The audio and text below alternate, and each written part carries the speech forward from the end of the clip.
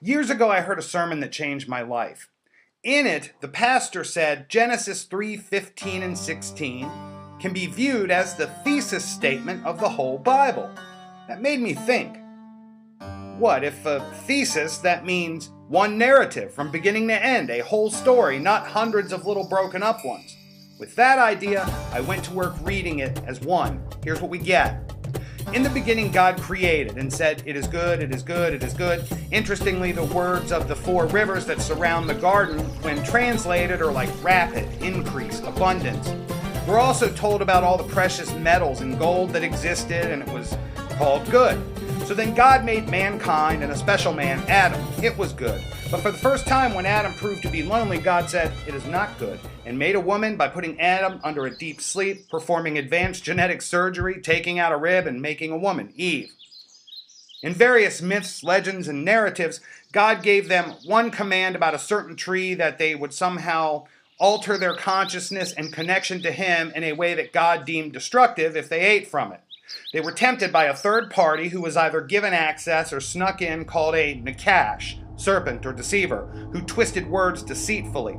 The observation is that this Nakash took advantage. Has God indeed said that you should not eat of any tree in the garden?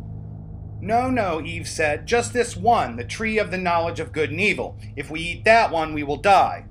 You won't die. God just doesn't want your eyes open. In other words, He just wants to control you in His closed system. But really, your eyes will be open to the knowledge of good and evil. You'll have the full picture. You'll see what mankind can really do. Seems childish, but think about it. Has mankind demonstrated mastery over knowing good and evil? Interesting. Here, says the Nakash, eat the fruit. Deceived. Problem. Adam and Eve realized they were naked before God. Innocence gone. No covering. Shame, guilt, in need of a remedy, of covering. God says in Genesis 3:15 and 16, wait, Satan has seed? Yes. So God covers Adam and Eve with skin of an innocent animal to cover their nakedness and sin. From the very beginning, we see the concept of covering and substitutionary atonement. This innocent animal, presumably killed for their skins. We get a picture of God's creation as a perfect closed system. A sin is introduced that causes a chain reaction. God has to account for it at some point. Sin begat another and another and another. It would eventually, progressively, chronically poison the whole perfect closed system.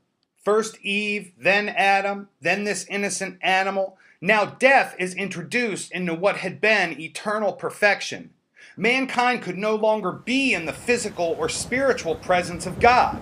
They are cast from God's presence in the garden. I mean physically. They would melt like wax before true perfection. Don't believe me? When Moses took the people to the foot of God's mountain, covered in Exodus 19 and 20, they begged Moses to make the sound and presence of God stop because it was killing them. Anyway, God sends His Watcher-class angels to literally block man out of the presence of God. There would obviously need to be some solution, but meanwhile, this enmity between the seed of the woman and the Nakash we call Satan plays out immediately. Cain and Abel, two sons. The younger one, pleasing. The elder one, not so much. Murder happens. God places a mark of protection, actually, on Cain, so that men don't kill him when they come to know what he did. He goes off and becomes a builder of great cities. Let's go see what man can do, right? There are two genealogies presented right away. A distinction. God's way, the fallen way. Then we learn about the interference with the seed of the woman by the seed of Satan by way of the Nephilim, the watcher class of angels charged with guarding the gates of Eden and overseeing man, become tempted away and plot together to marry earth women. They came down on Mount Hermon and took themselves wives from all that they chose. Being different kinds of beings than human, they did all manner of hybridizing and muddied the lines of seed. In addition, they taught man all matters of arts and sciences, ones presented as immoral, but outside of the system that God had designed for mankind. God obviously intended for us to be free from the burdens of war, lust, and materialism. God had told mankind to eat only food of the earth, no meat yet. As time went on and the generation of those sons of God, the Nehat Elohim, that violated earthwomen died, their progeny ruled over the earth, over humans, and by hybridizing, lost control and devolved into complete debauchery, evil, and wickedness. Up to this time, we learned it had not rained before, and water was in a canopy over the earth. So God found Noah, one who was righteous. Not that he was good, but the same word used for red heifer, genetically pure, without blemish. God attempts to redeem his creation by starting over. He sends a flood and wipes out the whole world except Noah and his wife, their 3 sons, and their wives.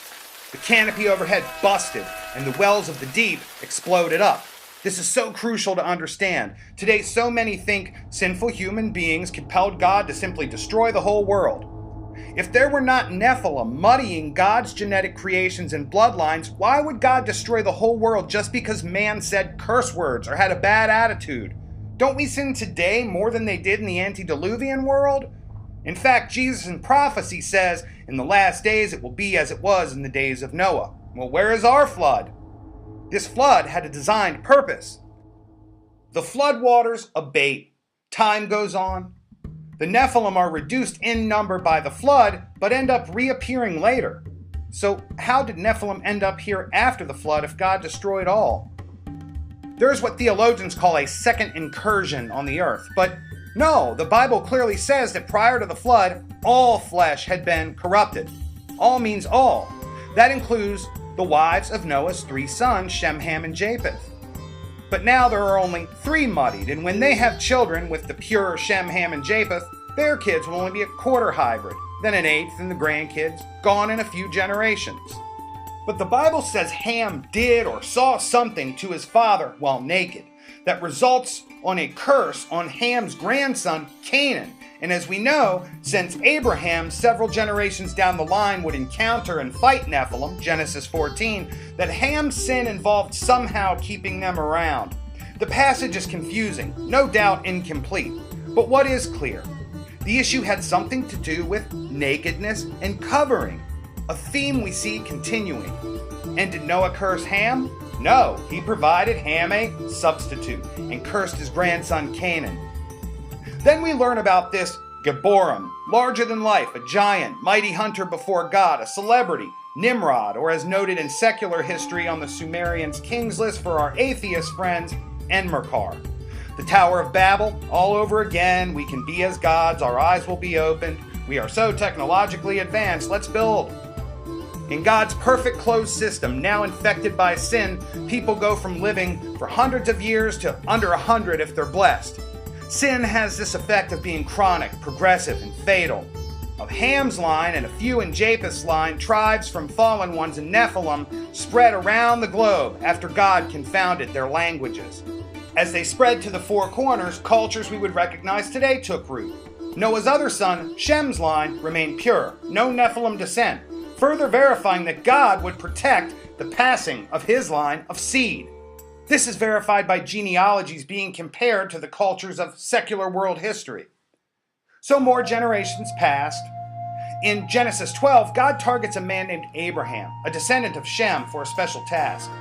Interestingly, he and Shem's lives overlapped by at least a century. We do not know whether they met or not, but some believe with scant evidence that Shem became a sort of high priest in the community that formed first in the Turkish mountains where the Ark came to rest, and where its remnants remained for centuries as a sort of shrine. This is pretty commonly known today in Turkey. You can visit the sites that have a visitor center, ship remnants, and ballast stones weighing several tons nestled in the mountains of Ararat. Anyway, God orders Abraham to leave his home and go to a place that he would show him. Why? What did God have up his sleeve? Why did he need a certain line of people? Why did God call out a people in Abraham and what would be Israel? The first reason, in our fallen state, we had become disintegrated from God and began to experience injustice.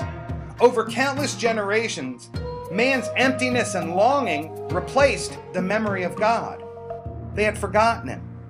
Satan's most successful deception, even today, is to get man to glorify himself, to fill the void of forgotten connection to God with man-made idols and rituals. But the well-intentioned and misguided attempt often focused on the creature instead of the creator. To solve this, God would use a people to reclaim himself to the people and civilizations of the time that Abraham and his descendants would encounter. In man's obstinacy, as is shown in the case of pharaohs, man sought for God to prove himself. Note that the 10 plagues in Egypt during the Exodus, for example, were targeted to the 10 gods in Egypt believed to have primary and secondary supernatural power. I am, Yahweh. The Tetragrammaton said, I am, and proved it. The whole of Exodus is essentially God proving his sovereignty, reteaching, reigniting, reconnecting, or at least providing options to reconnect. The second reason God is calling out a people in Abraham that would become Israel is around the time God was making this covenant with Abraham to raise up a multitude in him, he also frequently opened the wombs of select and barren women, clearly pointing to the fact that he had a plan of descent, perhaps related to this enmity between lines of seed, the woman and Satan's. God would call out a people to pass the line of seed to the Messiah. God makes big promises to Abraham, but Abraham decides not to wait on God, has a son, Ishmael. God comes along and says, nope, not him, but one I will. Call him Isaac. Why? Because Sarah was old and laughed at the power of God to have her be pregnant at her age. So Isaac is born. He's the one. And the firstborn Ishmael is kind of passed aside for a time. Younger over the older again. So after a time, God says, prove you're loyal. Kill Isaac as an offering to me. Abe raises the knife. God says, stop, don't kill Isaac. I will provide you a substitute. Nakedness, covering, substitute again. The third reason God would call out a people in Abraham who would be Israel is that these special called out people would in time annihilate the remnant of the Nephilim, now present in the tribes of Canaan, the peoples Noah cursed. In Genesis 14, just such things happen. Abraham fights and destroys the Rephaim, Zamzumim, Emim, some of the Nephilim remnant. It is instructive to look up the names of these tribes in a Bible dictionary. They are revealed to be the giants and genetic hybrids. God gave Abraham victory because God's will is to see his line of seed through time. So we have this thesis statement in Genesis 3:15 and 16 about enmity between the woman and Satan's seed. And he will bruise the heel, and the line seed of woman will crush the head. We have God calling out a people to accomplish his three main goals. As we trace Abraham's descendants, beginning with his children, our understanding will be further proven. Contrary to hearing in our Judeo-Christian society that the honor fell to the firstborn in Bible times, we see the opposite continually play out. Abel over Cain, Isaac over Ishmael. Now Isaac has sons, Esau and Jacob. On Isaac's deathbed, Jacob tricks him at the prodding of his mother, taking advantage of his frailty, and obtains what should have been the birthright and blessing for the firstborn Esau. Needless to say, Esau was not happy. Jacob became though, and went in search of a wife, and was offered a man named Laban's first daughter, Leah. But he didn't want her. He fell in love with a younger sister, Rachel, and wants to marry her. But Laban, Rachel's father, tricks Jacob into marrying Leah, the older sister he didn't want. Jacob did have children with her, but still wanted Rachel, and stayed in Laban's service until he had worked long enough to have Rachel too. Jacob's will was to pass his seed into Rachel for descendants. After all, there is a covenant you made with my granddad Abraham, Lord. I need to get busy. But God's will was for the line of seed to pass into Leah, the one Jacob did not even want. To Leah, sons would be born. A certain son would be born with a name we all recognize, one named Judah. Jacob, who would become Israel, has 12 sons in total from multiple women, one of whom passed the line of seed. Leah had Judah. With 12 sons, the work of goal 1, reminding the world of I am the living God, can happen much more readily than with just a few sons. Israel comes of age, even reconciles with his brother Esau. When he sees him coming from afar, he sends gifts and people ahead of him to gauge his mood. And when they're about to meet, Jacob sends a substitute just to make sure he is forgiven before they embrace. Thanks, substitute. I know I can be in his presence now. They get cool in the short term. There's another weird little vignette where Israel wrestles an angel, and there's a ladder to heaven and a hand going under a covering to loins. Weird seed stuff. And Jacob's name is changed to Israel. He struggles with God in one translation. So Jacob, now Israel, has his favorite son, the boy named Joseph. In fact, Israel gives Joseph a coat of many colors. Oh, again, a covering. The father covers his son. Joseph's brothers hate him. They are jealous. The brothers plot and fake Joseph's death, Judah among them, and sell Joseph into slavery and then present the coat, Joseph's cover, drenched in blood, to Israel his father. Here again, the cover and blood and the father. The brothers in their jealousy didn't care that Joseph's ability to dream and interpret was their generation's manifestation of the special covenant between God and their family through their great-grandfather Abraham. Joseph is devastated by having to leave the land of his family and go into Egypt. A subtle detail missed because of the way this story is interpreted. Joseph values his family covenant more than the wealth, power, and prestige he would ultimately rise to in pagan Egypt, because he named his younger son Ephraim, which means, God has prospered me in the land of my affliction. Wait a second. He is adorned in gold.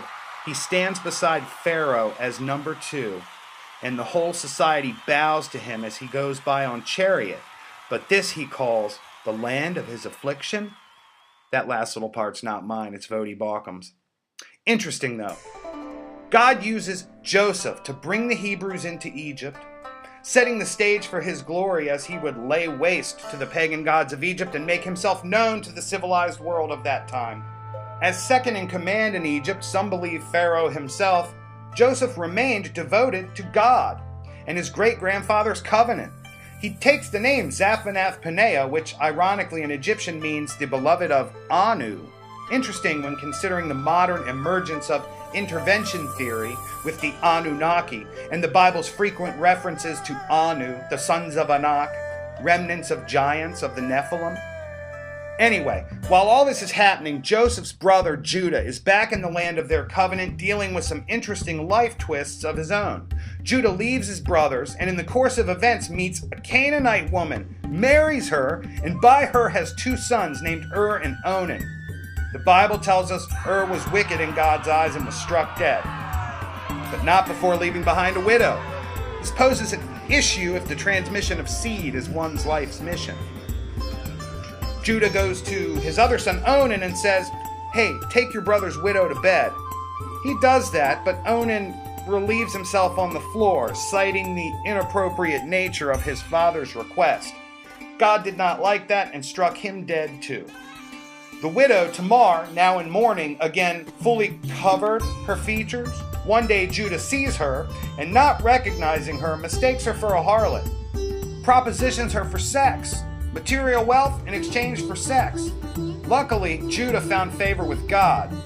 Despite that up to this point in his life he had faked his brother Joseph's death, lied to their father Israel, sold Joseph into slavery, murdered some Shechemite men, and more. But the line of messianic seed was the will of God.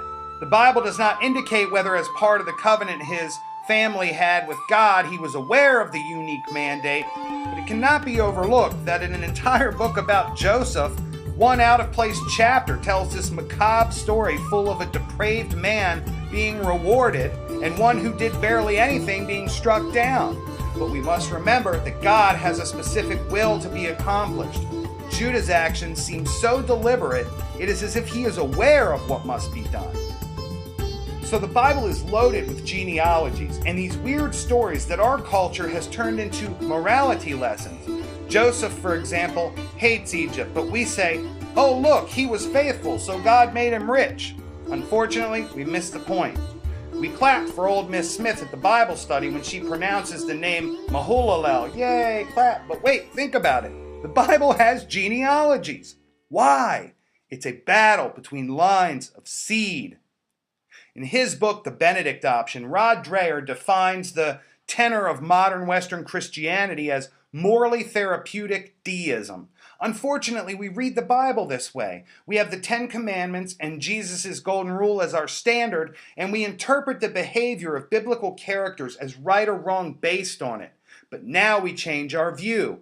Our thesis statement in reading the Bible, understanding the 3 reasons for God calling out a line of people. Now we have some context for things we looked at before and said, oh, that was just a different time. Why morally questionable things, murder, lying, went unpunished, and God lifted up and used those people. Yet others were struck down for what seems like nothing.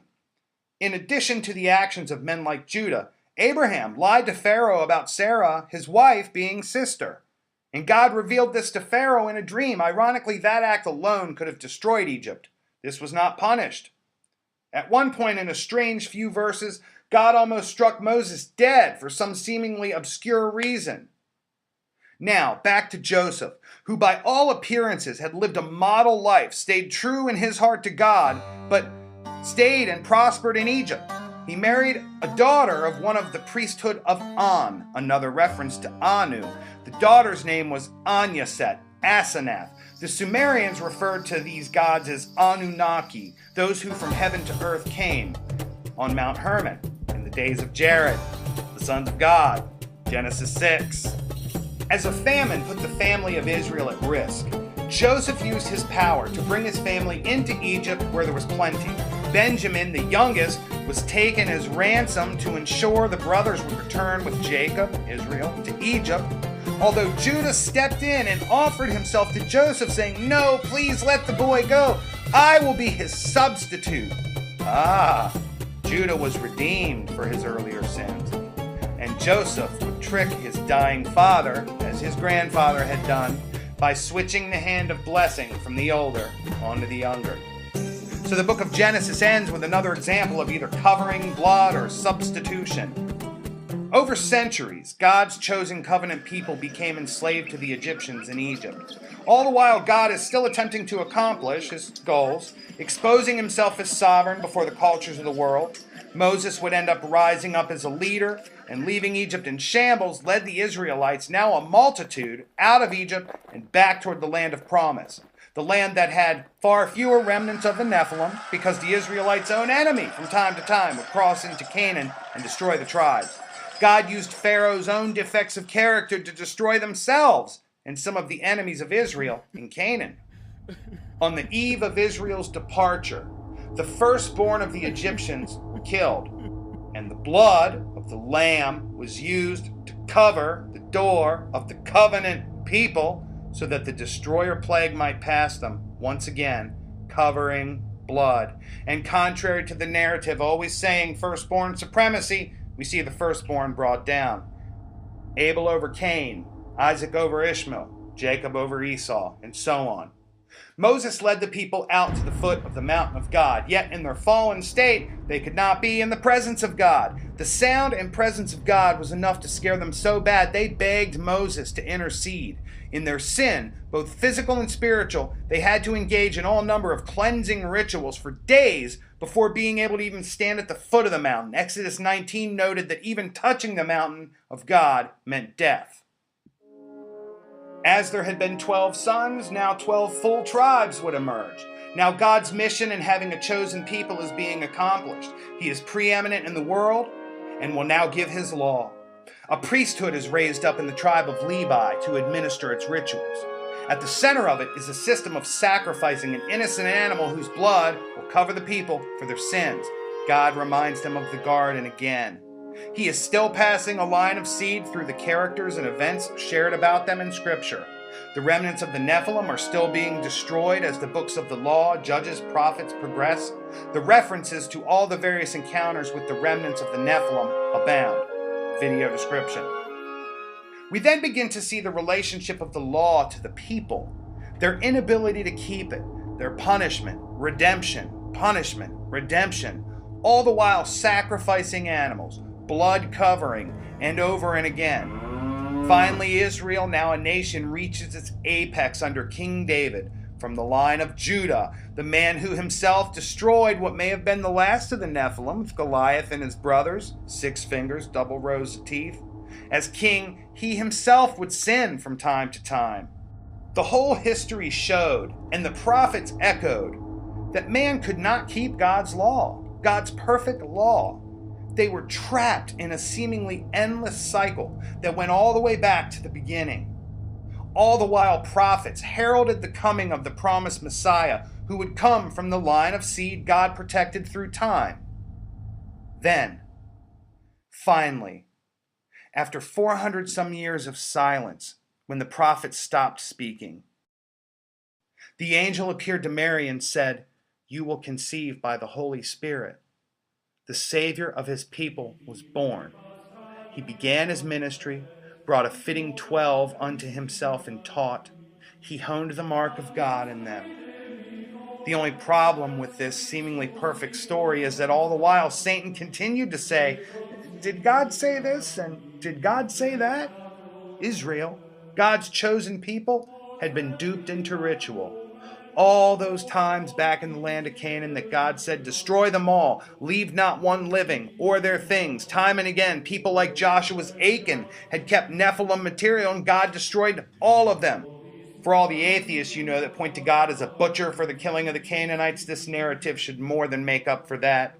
Now, having been duped, having had periods where they lost their own scrolls of God's law for hundreds of years at a time, it finally took pagan seers from the East to recognize what was coming in the birth of Christ. Having built so much ritual and orthodoxy around their laws, Herod sought to kill the Messiah before he was even a child. When Jesus entered Jerusalem and ate his Last Supper with his 12, he uncovered their feet and washed their naked feet. Soon they would all be clean again. And when they drank wine as the symbol of blood and ate bread as the symbol of body, Jesus was telling them, "I, as a holy divine, holy human descendant of the line of seed that God protected for all of time, I, the Lion of Judah from the house of David, I, who have been given power that any can be made sons of God," redefining a term that in the Old Testament meant the fallen ones from Genesis 6 would now mean a restored, forgiven Son of God. He was betrayed, turned on, put on trial, bloodied with a whip, crucified, and died. Even his apostles didn't understand. They misinterpreted his series of supernatural events as a way to bring glory to God in popular culture. He had cried in the garden, "Do not pour out this cup of wrath, the physical sin and spiritual filth of mankind of all time, but not my will, yours." He was on the cross. He recited psalms, wondering why in this moment God forsook him. In a final attempt, knowing that his time was coming to a close, the Nakash, the deceiver, spoke in the form of a man beside him on another cross, "If you're God, save us. Get me down. Get you down." And finally, it is finished. The ground shook. The veil in the temple, the Levite temple, the veil that kept man from God, was torn in two. For all have sinned and fall short of the glory of God, but the gift of God is the Word, the sacrifice to end all sacrifices. No longer did there need to be a veil. No longer did it matter whether one had pure seed line blood or Nephilim. All could be saved by the blood of the Lamb, a physical and spiritual repair to the greatest dilemma of all time, back in the garden. After his death, his apostles scattered and believed this to be a failed endeavor. And after a few days, word began to spread about the body missing from the tomb. He was alive, and he appeared to many. The book of Acts says there were hundreds of living witnesses to his resurrected presence.